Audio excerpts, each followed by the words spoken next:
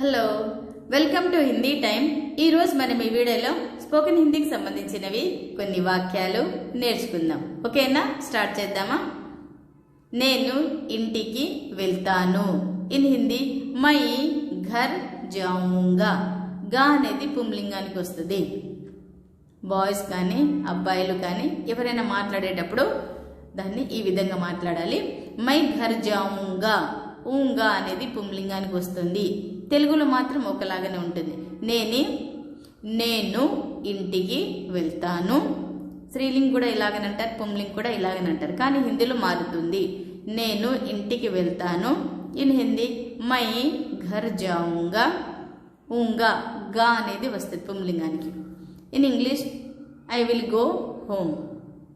నేను ఇంటికి వెళ్తాను।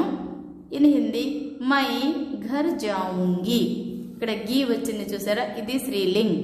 అమ్మాయిలు మాట్లాడేటప్పుడు ఇలా చెప్పాలి, మై ఘర్ జాऊंगी అంటే స్త్రీలింగ్। నేను ఇంటికి వెళ్తాను। ఇన్ హిందీ మై ఘర్ జాऊंगी।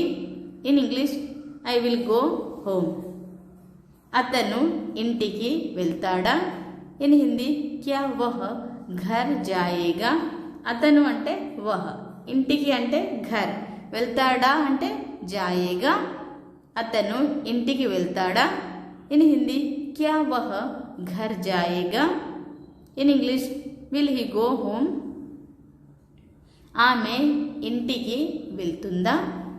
ఇన్ హిందీ క్యా వహ్ ఘర్ జాయేగి।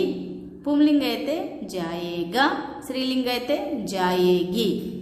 ఆమె ఇంటికి వెళ్తుందా? ఇన్ హిందీ క్యా వహ్ ఘర్ జాయేగి। In English will she go home. మీరు ఇంటికి వెళ్తారా? ఇన్ హిందీ క్యా ఆప్ ఘర్ జాయేంగే। ఈ గా అనేది భవిష్యత్ కాల్కి వస్తుంది, బాగా గుర్తుపెట్టుకోండి।